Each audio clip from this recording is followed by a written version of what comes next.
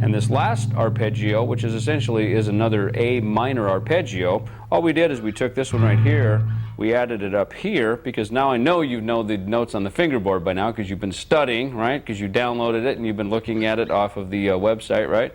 We're up here, I'm playing this A up here on the 12th fret on the A string. We're going to play the 10th fret on the D string, and then we're also going to add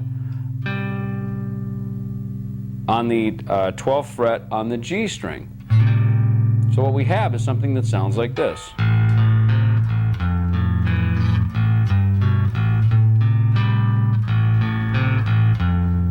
Then to polish it off, we're going to just come down here to the 3rd fret, or you can even add it like this. There's all kinds of nice little combinations that you can do like that. Try playing along with me. You may have to study this a little bit to just sort of get some of the shapes, but I just want to, most importantly, play something for you that kind of outlines how you can put together a very nice, beautiful melody, yet have it still be something within the context of a metal setting.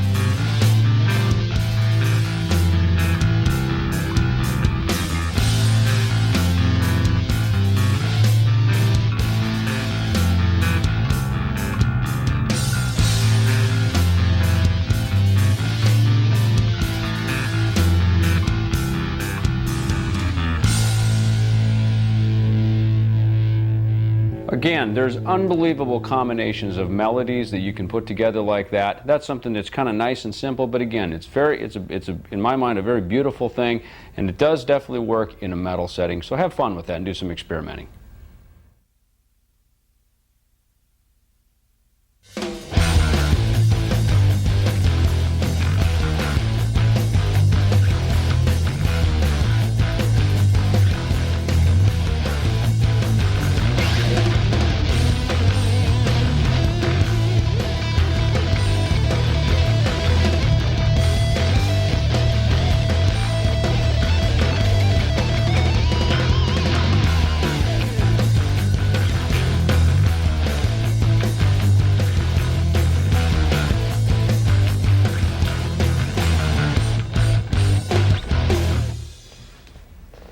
All right, that lick actually right there is something that I want to talk a little bit about with some new tunings. So far everything that we've done has been in an A440 tuning, which is the standard tuning that most guitars and basses were designed to operate in.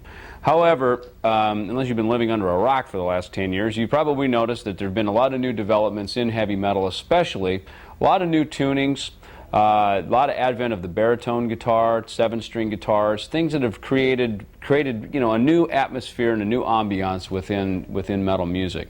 One of the popular tunings that I like to use is what we call a drop D, and it's easy to do with your guitar. Obviously, best if you use an actual professional tuner, but you can tune down.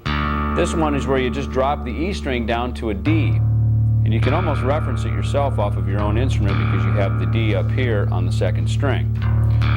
Some people actually take the guitar at this point and tune it down a whole nother half step, which is what we call a drop D half step down, as it's commonly referred to.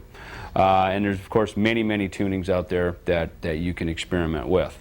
As we spoke about previously about the bass standing out from the band and using things like arpeggios and doing these different things that actually help develop the bass as a melody instrument, what I want to talk about also while we're in this mode is about having the bass follow exactly along with the guitars and playing the riff. Now, it may seem like this is an uncreative thing because you're not doing something that is sort of juxtaposed to the guitars, but following the guitar line is something that is actually a very solid reinforcement and a very popular thing in metal music. So why don't you play along with this one. Again, we're down into a drop D, and now what we need to do, here's what the notes are, and this is a pretty aggressive, pretty fast moving track here, so if you buckle up for safety on this one. with the notes that we're playing here are starting up here on the 7th fret, up on the 3rd string. So we're coming down in a chromatic, then down to the E string, to the 5th fret, and then we're going to go up.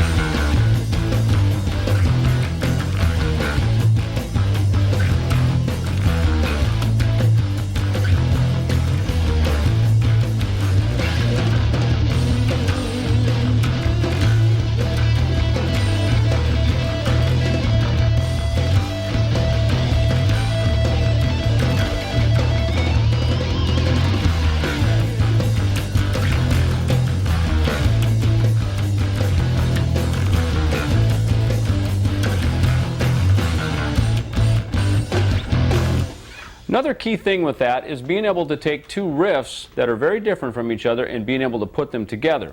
As you review that one, and if you download it off the site and you do some playing along with it, you see that that's really kind of the early beginnings of what could very easily lay out to be a full-length song. We've essentially got an intro and well, kind of an intro and a verse built in together, but we'll call it a verse for this, for our purposes, where we have this riff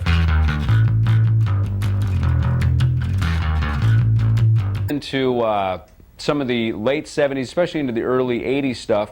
We started to see the metal get a lot more progressive, and the bass guitar certainly stepped out front.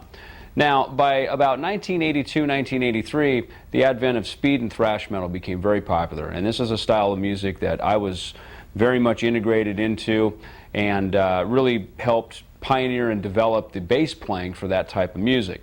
Originally, I guess you could probably trace it back to somebody like Lemmy from Motorhead, who was really kind of the original speed metal bassist. A lot of these bass lines are very fast. The tempos are very, very high on your metronome. And they're also a lot of fun to play. Now, there's a couple of things that we can do with this as a bass player. We can play exactly along with it as the guitar would. And in this particular line that I've got, it even incorporates a new technique called the pull-off. Before we talked about the hammer-on, where we're hammering onto a note. Here we're actually pulling off of the note. And the notes that I'm going to use in this particular exercise, in this particular riff, start up here.